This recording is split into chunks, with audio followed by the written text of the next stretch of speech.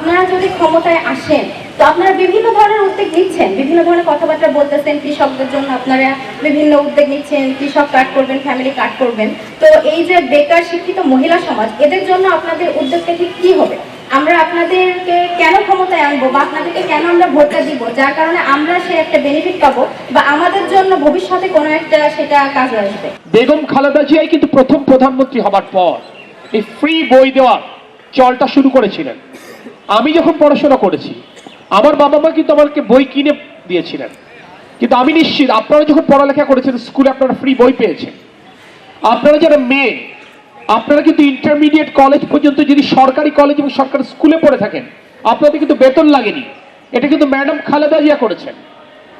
আমাদের ইনিশিয়ালি পরিকল্পনা ছিল আগামীতে সরকার গঠন করতে পারলে আমরা ডিগ্রি পর্যন্ত আমরা মেয়েদের পড়া ফ্রি করব, বাট রিভাইজড আমাদের প্ল্যান, আমরা মাস্টার্স পর্যন্ত মেয়েদের পড়ালেখা ফ্রি করে দিব ইনশাআল্লাহ। মেয়েরা কর্মক্ষেত্রে যখন প্রবেশ করে তখন তারা যখন সন্তান সম্ভব হয় তখন কর্মক্ষেত্রে তাদের জন্য একটা বড় প্রতিবন্ধকতা তৈরি হয়। আমরা বলেছি ম্যাটারনিটি লিভ 6 মাস করব, 3 মাসের থেকে 6 মাসে বর্ধিত করব, এবং that is the with the pay, বেতন সহ এটা হবে। এবং আমরা বলেছি এটা আমরা জানি যে মেয়েদের যখন বাচ্চা হয় একটু বড় হয় তখন অনেক মেয়েরা যারা কাজ করেন তাদেরকে চাকরি ছেড়ে দিতে হয়, কারণ ওই বাচ্চাদেরকে রাখবার জন্য দেখবার জন্য কেউ থাকে না।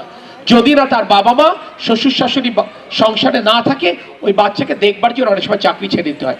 সে কারণে কিন্তু বলা হয়েছে যে প্রতিষ্ঠানগুলোকে ডে কেয়ার ফ্যাসিলিটিস ইনশিওর করতে হবে, যাতে করে, কারণ রিয়ালিটি জায়গাটা কোথায়, বেগম খালেদা জিয়ার এই উদ্যোগের কারণে তো মেয়েরা পড়ালেখা এগিয়ে গেছে ছেলেদের তুলনায়। রেজাল্ট বলেন, জিপিএ 5 বলেন, সবকিছুতে মেয়েরা এগিয়ে গেছে না। তাহলে রাষ্ট্রের একটা বিনিয়োগ আছে না, রাষ্ট্রে তো ইনভেস্টমেন্ট আছে মেয়েদের উপর, নারীদের উপর। এই ইনভেস্টমেন্টটা তো কোনোভাবে নষ্ট আমরা চাই না। দ্যাটস ওয়াই আপনারা যেন কর্মক্ষেত্রে প্রবেশ করতে পারেন। আমরা তো যে আপনি কাজ করেন, আমার রাজনৈতিক প্রতিপক্ষ তো আপনাকে ঘরে আটকে রাখতে চায়, আপনার কর্মঘণ্টা কমাতে চায়। আমরা তো জানি বাংলাদেশের জনগোষ্ঠীর 50% প্রতিনিধিত্ব আপনারা করেন, ভোটারদের 51% প্রতিনিধিত্ব আপনারা করেন।